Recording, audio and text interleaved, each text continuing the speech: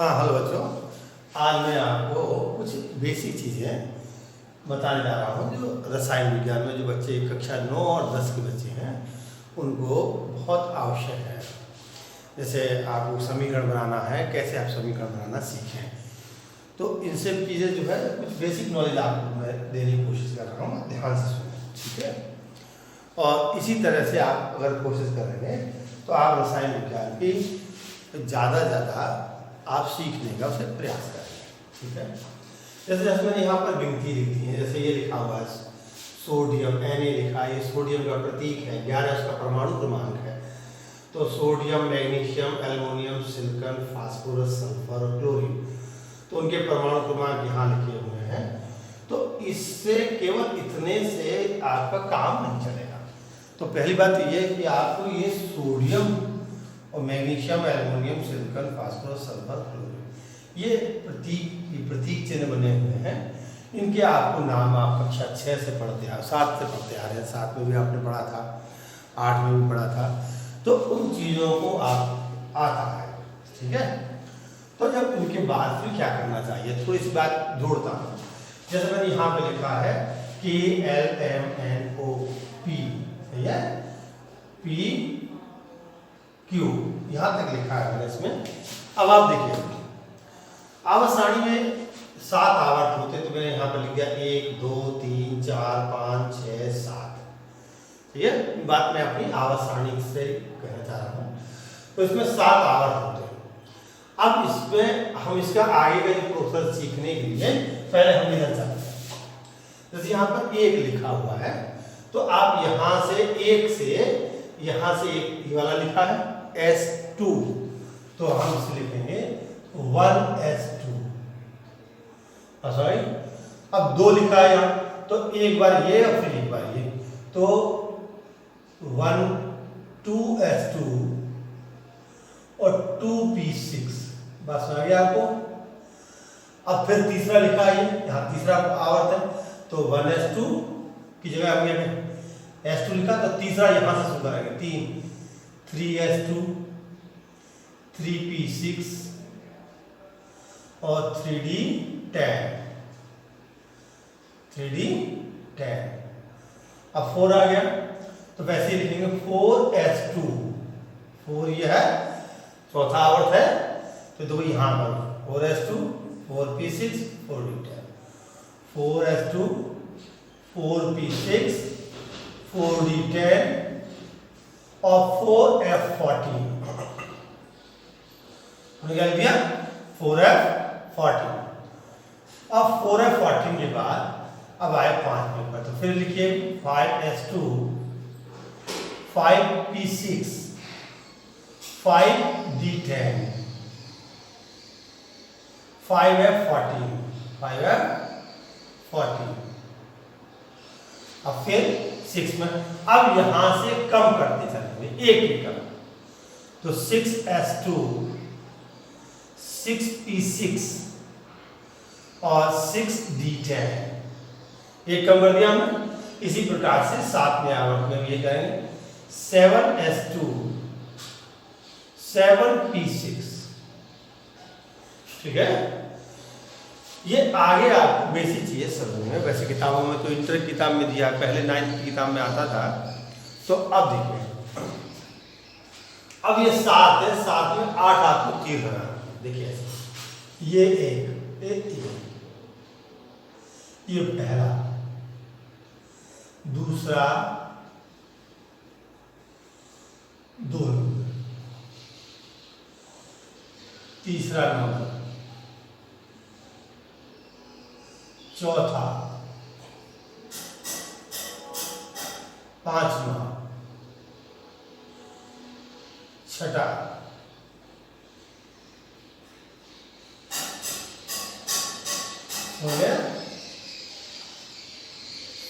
7वां, 7 और ये 8।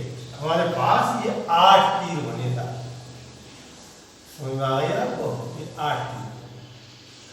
अब ये देखिए, आप ध्यान तीर चला रहे हैं, तो पहला नंबर ये दिया, मैं लिखता रहता, ये नंबर 1, ये नंबर 2, ये नंबर 3, ये नंबर 4, ये नंबर 5, ये 6, ये 7, ये 8, ये 9, ये 10, 11, 12, 13, 14, 15, 16, 17, 18, 19। लिखिए। अब देखिए इन्हीं नंबरों को मैं यहाँ लिखता हूँ आपको सिखाने के लिए। ये देखिए पहले नंबर पर क्या आया 1s2, तो यहाँ से स्टार्टिंग करते हैं। इलेक्ट्रॉनिक विन्यास निकालने के लिए तो पहले मैं इसको लिख रहा हूँ। अगर आप इसको बनाना नहीं चाहते हैं तो अब इसको इस रूप में याद कर लीजिए। देखिए 1s2, 2s2 कॉमन लगा 2s2, फिर कॉमन लगा 2p6, 2p6 तीसरे नंबर पे, चौथे नंबर पे 3s2, फिर 3p6, 4s2, 3d10, 4p6, 5s2,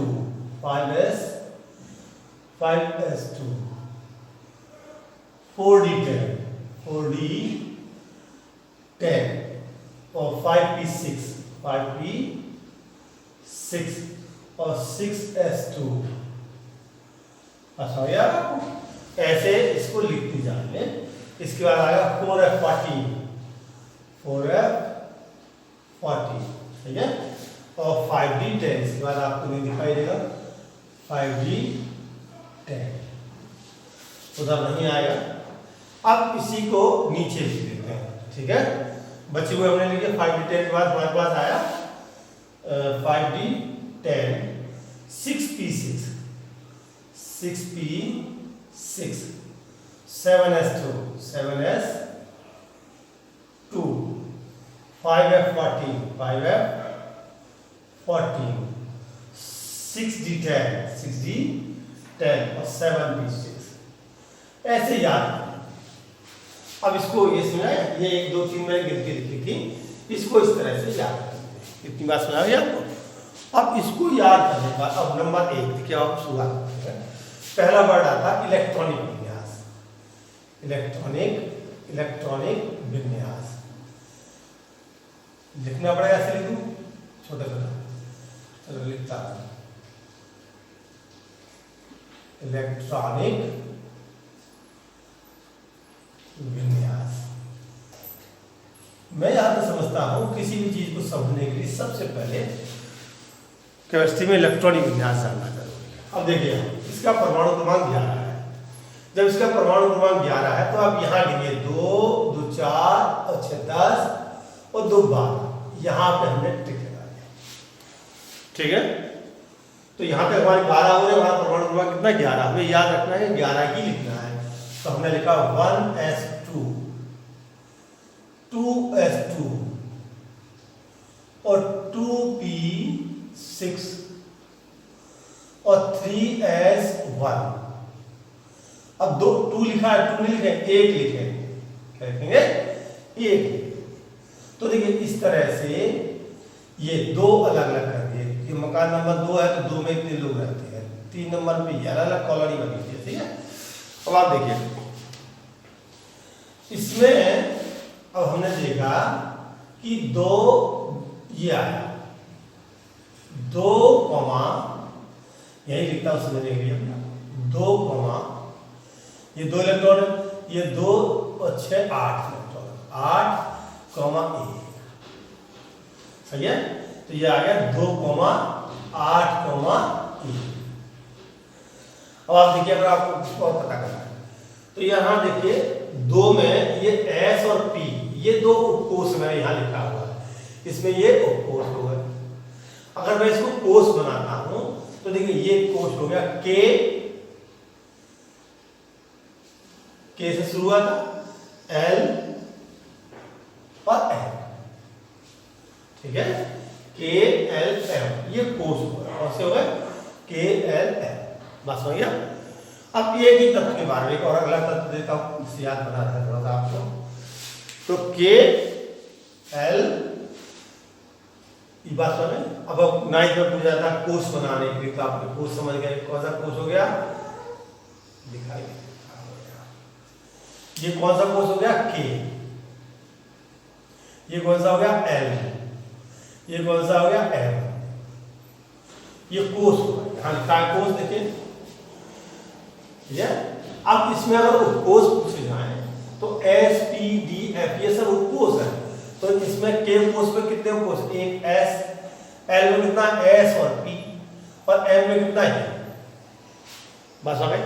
अगर मैं इसके, अब ये M बाह्यतम कोस हो गया, ये कौन सा कोस सबसे बाहर वाला कोस कौन सा M, तो ये हो गया संयोजी कोस, संयोजी कोस।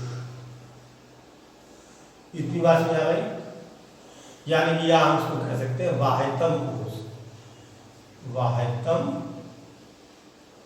कोश, सही है। ये जानना बहुत जरूरी है, बाह्यतम कोश में कितने इलेक्ट्रॉन है, एक, कितना इलेक्ट्रॉन है, एक, ये इलेक्ट्रॉन कितना है, एक इलेक्ट्रॉन है। इतनी बात समझ आ गई, एक इलेक्ट्रॉन है इस बाह्यतम कोश में। अगर इस एक की वजह से इस तत्व की संयोजकता क्या है, नंबर एक संयोजन क्षमता, जन क्षमता यानी कि आवेश, ऑक्सीकरण संख्या,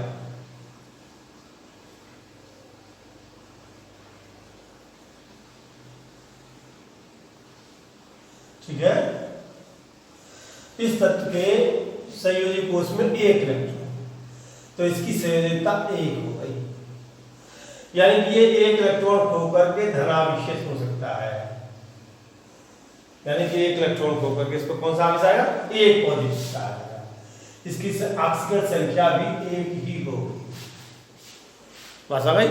अगर इसका इलेक्ट्रॉन सूत्र बनाना हो, बिंदु निरूपण करना हो, बिंदु निरूपण करने के लिए इसके पास, सोडियम के पास एक ही इलेक्ट्रॉन होगा, बात हो गया, क्या हुआ, एक इलेक्ट्रॉन। जैसे हम अब वहां बनाते हैं इलेक्ट्रॉनिक विन्यास, साथ साथ कौन सा आवेश होगा, धनावेश होगा, ऋण आवेश होगा, या इलेक्ट्रॉन खोएगा, यानी दाता है या ग्राही है, ये सारी बात है हम इसी। दूसरा हमें बॉन्ड बनाना है, कौन सा बॉन्ड बनेगा, आयनिक बॉन्ड बनेगा या कोवलेंट बॉन्ड बनेगा या कोऑर्डिनेट बॉन्ड बने, ये भी बात इसी बात से निर्भर करती है। एक बात समझ आई आपको। दूसरा मैं एक और बताता हूँ, यहाँ से मैं फिर एक को बताता हूँ। अब देखिए ऐसे ही, अब मैं Mg मैग्नीशियम, मैग्नीशियम को परमाणु क्रमांक 12, अब मैं ऐसे लिखता जाऊँगा, आप समझ गए हो, 1s2 2s2 2p6 और 3s2, बस हो गई। देखो 2 2 4 2 2 4 10 2 12 हो गया, तो वही एक काम 2, अब बात हो गई। तो 2 कॉमा इसमें कितना आएगा, 2 कॉमा 8 2 कॉमा 8 कॉमा 2, तो इसकी संयोजन क्षमता कितनी हो गई, 2।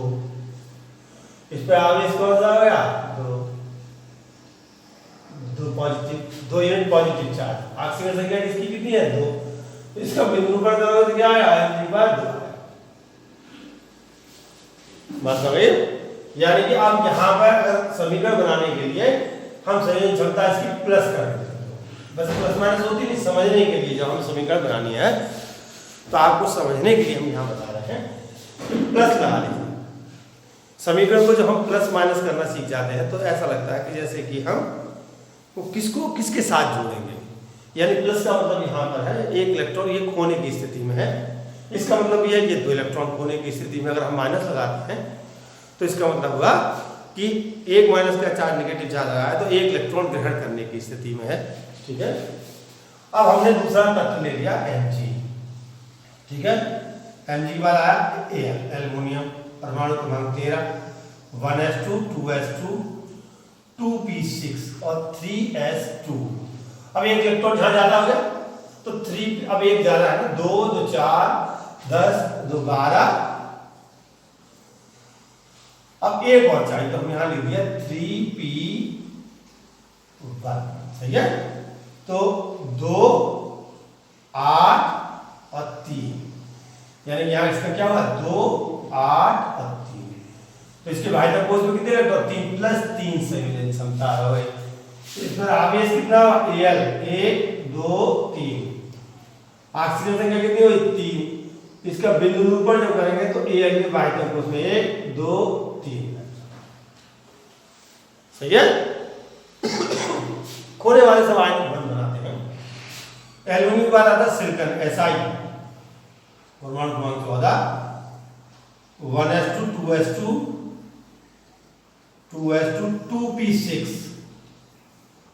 3s2 और 3p2 2, 8, और 4। सही है। बाहर तक कोस में कितने इलेक्ट्रॉन 4, तो प्लस 4 कर दिया।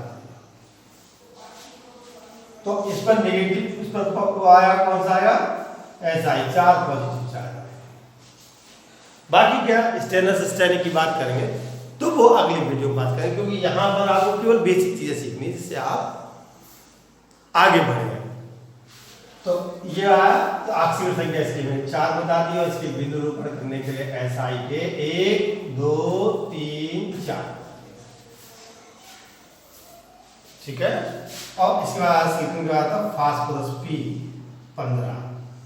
तो मैंने 1s2 2s2 2p6 और 3s2 और 3p3 आ गया। 2 8 5 2, 8, 5। ये बात समझ गए हो यहां से K11 M कोसी संयोजी कोष इन सब के अंदर। तो इसमें 5 जब आ रहा है तो इसको हम इसमें से 8 में से 5 घटा दीजिए समझने के लिए। जो परवर्ती संयोगिता होती है, एक से अधिक संयोगिता वाले तत्व होते हैं, उनमें एक से अधिक संयोगिता प्रकट करते हैं। 8 में से 5 घटा दिया तो हम यहाँ -3 लगा देंगे, यानी कि ये तत्व जो है 3 इलेक्ट्रॉन ग्रहण करेगा। क्या करेगा 3 इलेक्ट्रॉन ग्रहण करेगा। क्योंकि हमें आगे समीकरण समझानी, इसलिए मैंने इसको इस प्रकार से लिखा है। ठीक है। अब यहां पर मैंने लिख दिया फास्फोरस। बात समझ गया, क्या लिख दिया फास्फोरस। तो इस पर 3 नेगेटिव चार्ज। ऑक्सीजन संख्या इसकी कितनी हुई 5। ठीक है। अब आगे की बात बाद में ग्रहण करेगा। तो अब इस पर जब आप बनाएंगे इस प्रकार से, इसको विभाज्य से इलेक्ट्रॉन दिखाएंगे तो 3 या प्लास्टिक पूर्ण करने के लिए 5 हमने बना दिया। ठीक है। अब फास्फोरस में आता है sulphur. Sulphur 16 1s2 2s2 2p6 3s2 3p4। तो 2 8 और 6, तो कितना आया 2, 8, 6। तो मैं इसमें यहां फिर माइनस कर दीजिए 8 माइनस, क्योंकि 8 बाह्य कोश में 8 अधिकतम इलेक्ट्रॉन होते हैं। ठीक है।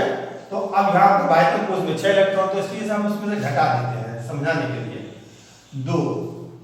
तो यहाँ क्या आएगा फास्फोरस सल्फर Sa2।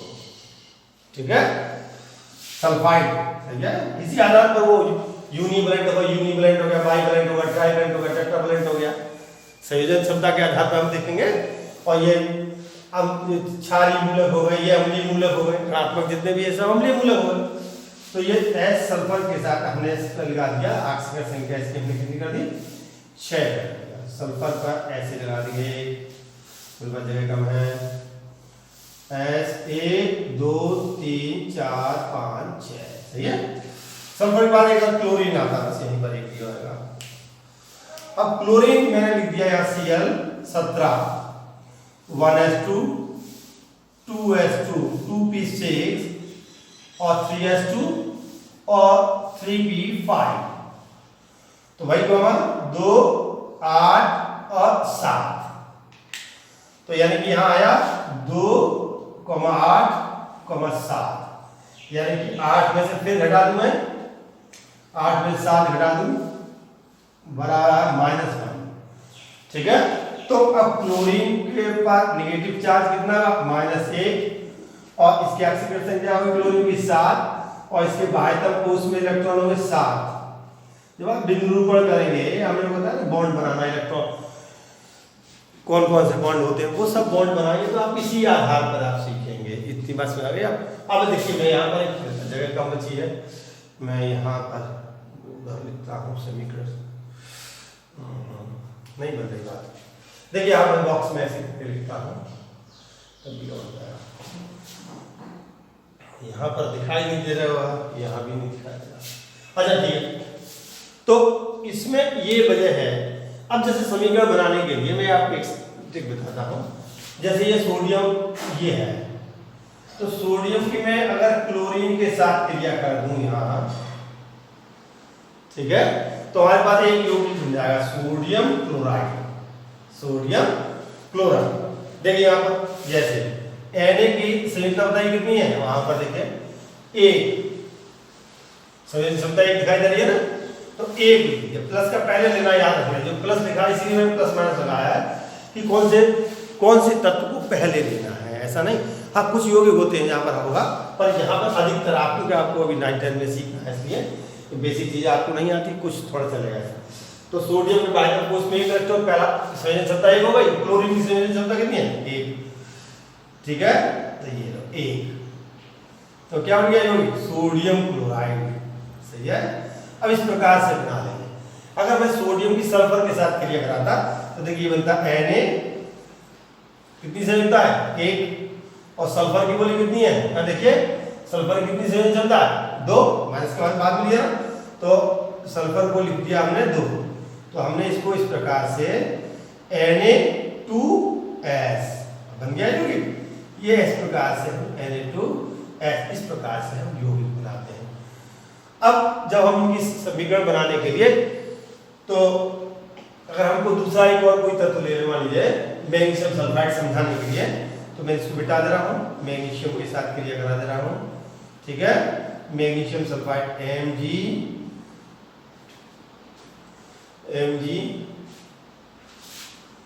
और Mg की 2, सल्फर की 2, तो ये 1 2 से 2 काट दीजिए तो MgS बन जाएगा मैग्नीशियम सल्फाइड। बात समझ रहे हो। अब बात आगे की बात जो है अगले वीडियो, इतनी पहली बात आप सीखिए। ठीक, केमिस्ट्री जब तक आप प्रैक्टिस नहीं करेंगे तब तक बहुत मुश्किल है, समझने की बात है। समझिए आप कक्षा 8 तक पढ़ के आए तो आपको वहाँ पर केवल तत्वों को रटाया जाता है, यहाँ पर आपको थोड़ा सा मैंने जोड़ के बताया। इसके अगली वीडियो में थोड़ा और बताऊंगा, क्योंकि बहुत सी यहाँ पर जगह नहीं बचती है इसलिए। ठीक है, धन्यवाद।